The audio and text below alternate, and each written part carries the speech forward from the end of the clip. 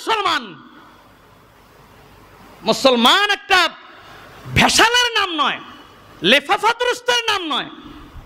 মুসলমান একটি চরিত্র, একটি আদর্শের নাম। আপনাদের মনে আছে কিনা, আব্বার ইন্তেকালের পর 2008 এপ্রিলে যখন ইন্তেকাল করলেন, সম্ভবত মে মাসের 1-2 তারিখের দিকে অথবা এপ্রিলের শেষ তারিখে হইতে পারে, জালাকুটির ছিলেন জেলা প্রশাসক ছিলেন হরিপদ পাল।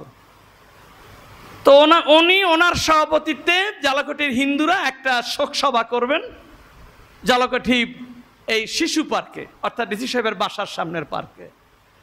তো ডিসি সাহেব বললেন যে দেখেন, আমরা এই অনুষ্ঠানটা করব, হুজুরের একজন ছেলে মাদ্রাসার প্রিন্সিপাল, তাকে আমাদের দাওয়াত দেওয়া উচিত। তো হিন্দুরা রাজি হয়েছে, ঠিক আছে, তাহলে হুজুরের ছেলে হিসেবে তাকেও দাওয়াত দেওয়া যায়।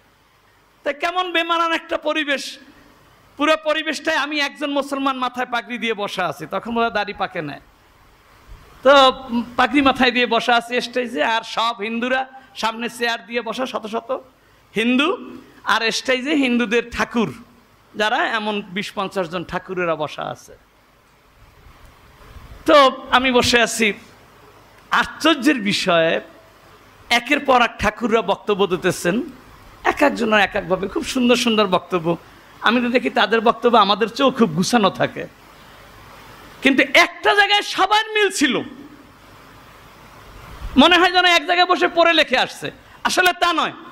আমার সাথে পরিচয় করলো, আমি আটগড় থেকে আসছি, আমি কুরিয়ানা থেকে আসছি, আমি কীর্তিবাসা থেকে আসছি, আমি কাঠালিয়া থেকে আসছি, আমি ওই বিনাপানি থেকে আসছি।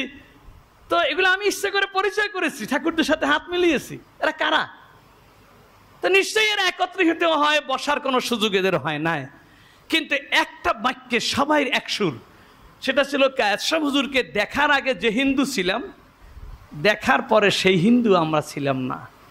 তাই আমরা কি হারিয়েছি ভাষায় বলতে পারি না, তবে আমরা যে এক অসহায় অবস্থায় পড়ে গেছি, সেই বেদনা নিয়ে আজকের শোকসভা।